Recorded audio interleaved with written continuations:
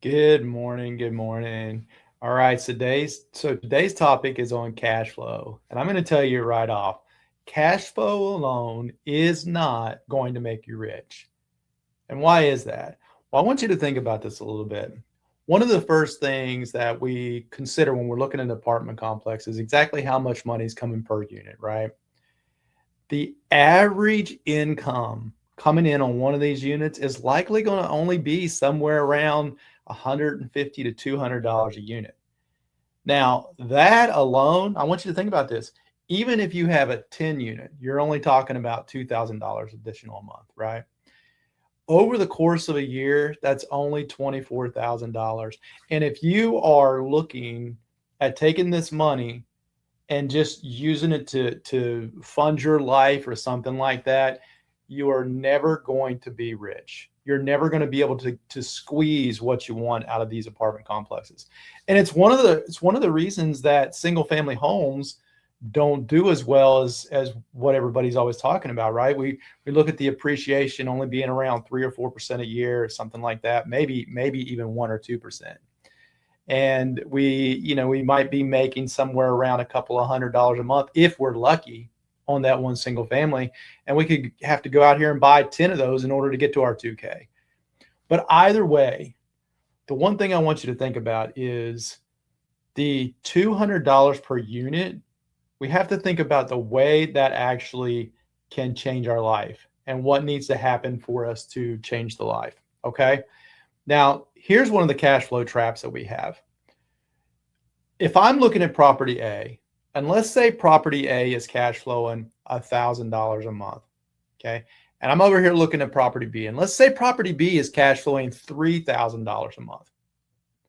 Most people are going to jump in there and be like, well, this is cash flowing 3,000. This is only cash flowing 1,000. I'm obviously going to go with the 3,000.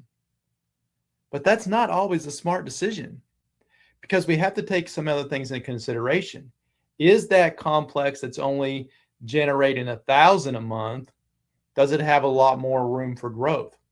Is it possible to raise those rents by $200 or change the rent and the NOI per unit by $200 or $300 versus the one that's sitting here at $3,000 a month doesn't have any room for growth?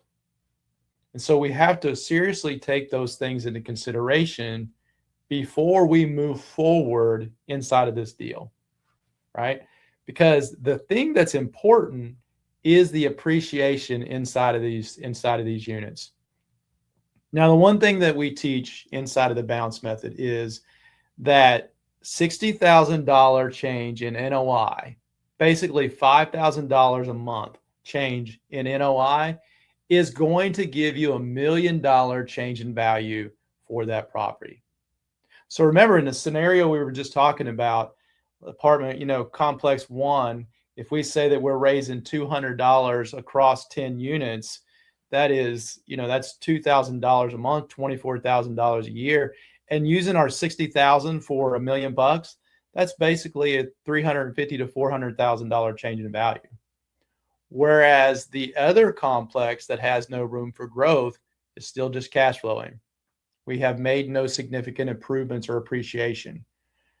Going back to the first complex, though, now we have $400,000 to work with. We can use that and roll it into the next spot. And because we can do that, it's going to allow us to grow rich much quicker, very, very fast in that scenario. Because imagine if you do the exact same thing with that 400,000, put it into a new complex, find yourself another $200 or $300 per unit increase. Here you are, you got yourself another 400 grand. We're talking about a couple of years span here. Again, do not get wrapped up in cash flow. Now, why would cash flow be good? Cash flow allows us to continue to make our expenses payments. It allows us to make our mortgage payments, our insurance, our taxes, all those things. If we get into a tough market, it allows us to work through that tough market, right? So there are very good things about cash flow. Just remember, at the end of the day, you are never going to become rich on cash flow alone. Thank you. Have a good day.